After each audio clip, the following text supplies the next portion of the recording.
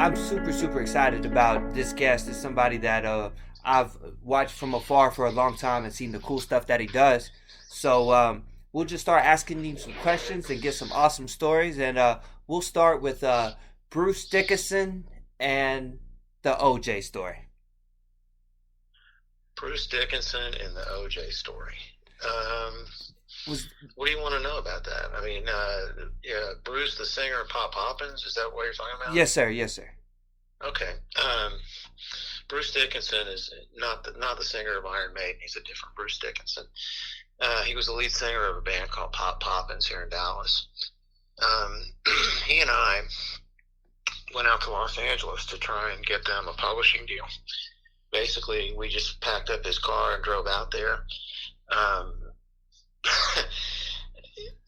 Back then, I mean, there was a lot of buzz around Dallas fans. A lot of Dallas fans were getting signed to major labels and getting deals and all that. And one of the people who was really influential in that was a Dallas DJ named Liza Richardson. She had moved out to Los Angeles, and she was a DJ on KCRW. Actually, she still is on KCRW in Santa Monica. And anyway, Bruce and I went out to Los Angeles, and we stayed with her at her condominium in Brentwood. And we were there when OJ did his thing. Unfortunately, Bruce and I had gone out to eat one afternoon, looking to get something to eat for lunch, and went into this restaurant called Mezzaluna. And there was a hockey game on TV, but Bruce was a big hockey fan, and I think it was the Stanley Cup playoffs. We were sitting there at the bar watching the hockey game, and one of the servers there, it was during the downtime in the afternoon, in between the lunch and the dinner rush. We were literally the only people in there. And one of the servers, who was like folding silverware and doing his daily routine, getting ready for the night rush, came over and talked to us and said hi to us. And we sat there and shot the shit with him and all that. And then, of course, the next day, OJ, had did his thing or whatever. And Liza's apartment literally was about 200 yards down the street from Nicole Brown's place. And, there were a lot of police helicopters everywhere. Liza's next door neighbor came over and knocked on her door. And Liza was asleep at the time, but the lady looked at me and goes, "Well, he did it." And I was like, "Who did what?" And she's like, "OJ, he killed his wife. He said he was going to do it." We had seen him running down the street with a butcher knife before, yelling and screaming. And, we figured this kind of thing was just inevitable, but apparently that's what all these police helicopters are. And we're like, wow, OJ Simpson, the football player, And, of course, the next day, the LA newspaper came out, and there were photographs of Nicole and Ronald Goldman. And I looked at this photo. I was like, that's the guy we were talking to yesterday at Mezzaluna. And I showed the picture of Bruce, and Bruce was like, "Oh my God," And anyway, that's what happened. I mean, we were literally probably 100 yards down the street from it when it happened. Man, that's what's funny about that is you're so much of Dallas music history you're involved in, and then that kind of led you to be part of a like a larger piece of American history, which is pretty. It was pure coincidence. I mean, we just happened to be at that place at that time. It wasn't like we were trying to get involved in it or anything like that. We just I didn't really make the connection or put two and two together until I saw the newspaper the next day with his photograph in it. Man, that's so insane, so insane. We'll keep it moving. Okay, so I came across something where Eazy E wrote you a note about getting laid off for playing his record. Yeah, actually, I knew Eric pretty well. At the time, I was in a band called Decadent Dub Team, and there was the A&R person at Island was this woman named Kim Bowie. And Kim was trying to sign us to a deal at the time. We were kind of doing some demos. And we had been going back and forth out to Los Angeles to talk to her, meet with record people. And at the same time, Kim had found this rap group performing in a roller rink in Compton, California. And it was the early version of NWA. and she was trying to sign them to Island at the same time too. This was before they had to deal with Priority.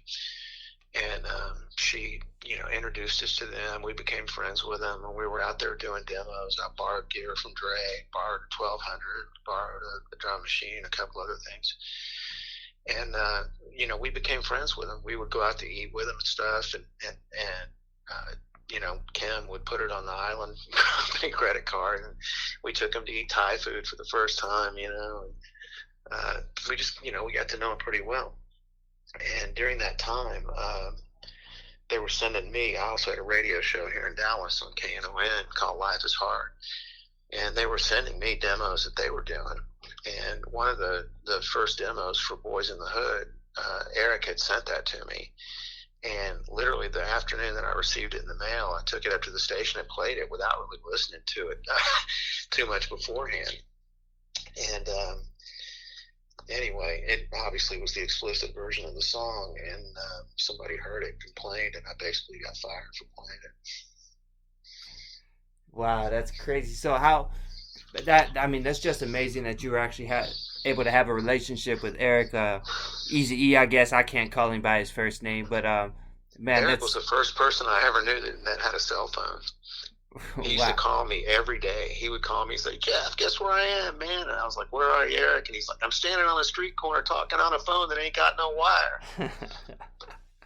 Man, that's and the first song that we ever did, Six Gun. Yes. Decadent Dub Team song. Dre did the remix for it for $500.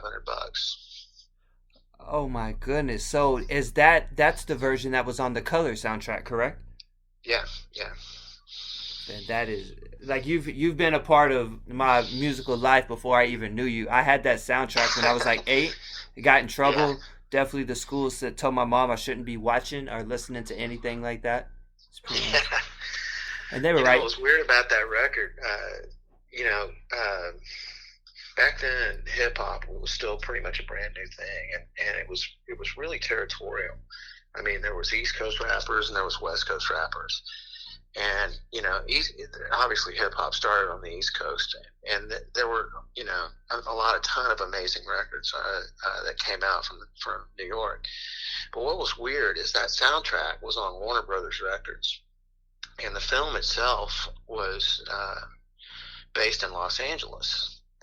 So it was kind of weird. There's only one song on that record that's really kind of an LA gangster rap song, and that's Ice-T Colors, right. the title track.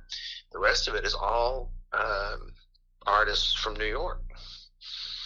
If you notice, it was like Eric B. and Rakim and MC Shan and Roxanne Shante and Big Daddy Kane and all these New York artists. So to me, that was always kind of weird because, hip-hop being as territorial as it was, most of the people in LA who would have been in that movie would have been listening to LA stuff. And really, that was before NWA really hit. And LA rap at the time was very different. It wasn't really gangster rap. I mean, Ice-T was really kind of the first one that kind of stuck his toe in the water as a gangster rapper. Most of the LA stuff that you would hear on KDAY out there was like Egyptian Lover and LA Dream Team and that kind of dance type shit that Dre was doing before they did NWA.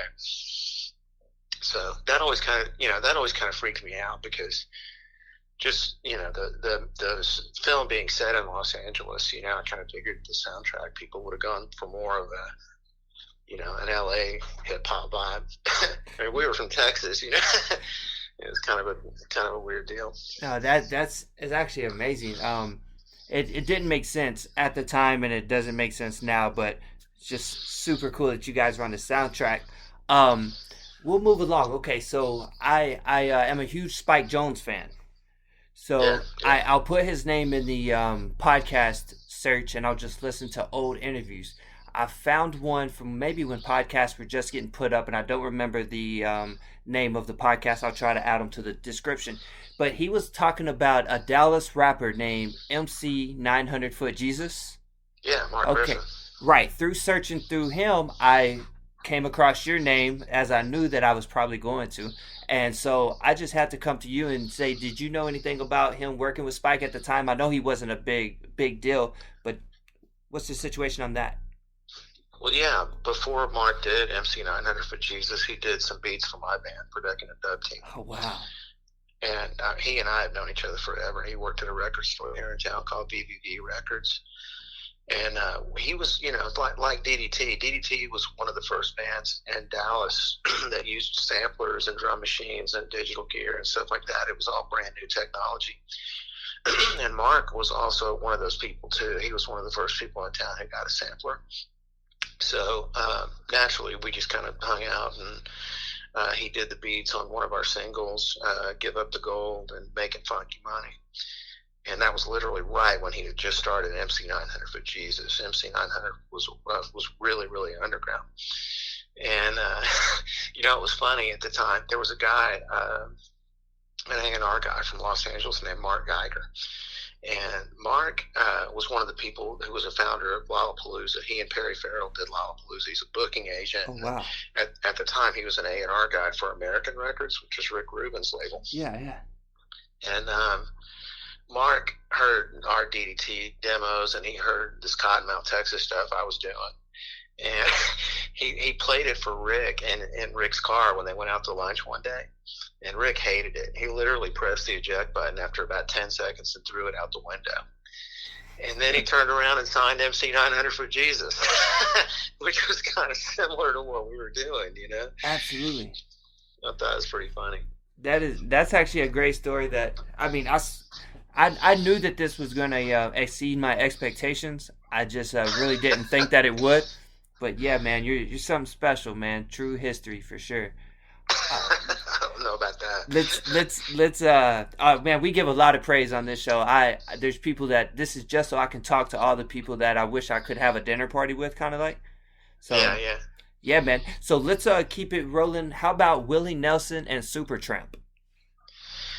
Okay. I was living in Austin down at the time. It was around, I think, 1980 or 81. And a friend of mine was a bartender at a club, kind of a theater spot on 6th Street called the Ritz. And that night, Supertramp had played at the Frank Irwin Center. They had like a big hit at the time. They were a big radio band. They were huge. I really wasn't a big Supertramp fan. I don't really know anything about them that much. I had one album of theirs called Crime of the Century a few years prior to that, but I wasn't I wasn't going to the show or anything, But anyway, Dave, who was bartending that night at the Ritz, called me and said, "Hey, you should come down here and hang out, man. Nobody's playing. We're just sitting around playing pinball and shooting the shit." And so I went down there. I rode a moped down there. And around 11 o'clock that night, the guys in Supertramp just showed up at the front door with gear, and they said they wanted to jam. And we're like, I didn't even really recognize them. I couldn't tell who they were, but just by looking at them. But we said, yeah, sure, come on in, man. So they went up and set up all their shit on stage and started jamming. And then Willie Nelson pulled up in a Mercedes and pulled his guitar out of the trunk and walked in there and jammed with Supertramp for like an hour for literally like less than 10 people. That's a moment in time there, man.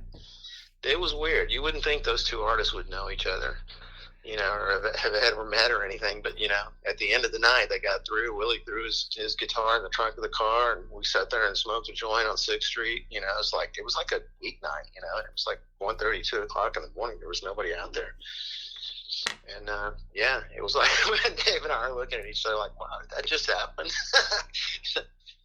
Man, that is incredible. And I guess I kind of want to leave it on that note, just so we have to do another one to see if we can see where this one went, because that was truly amazing. So in a matter of 15 minutes, you told me that you were connected indirectly to the O.J. Simpson murder. You knew Eazy E, and you smoked a joint with Willie Nelson. This might take the cake, man.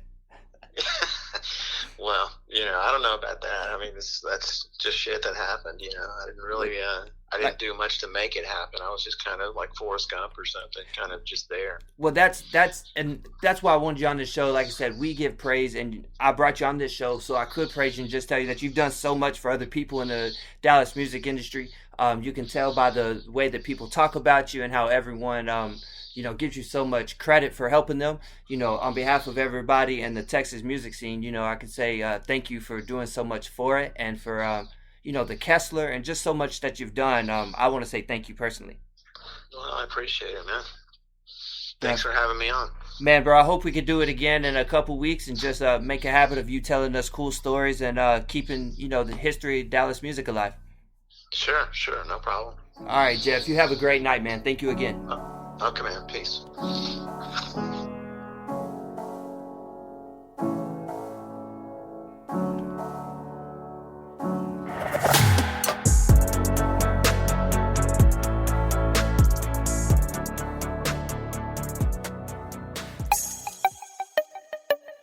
This has been a Rogue Media podcast.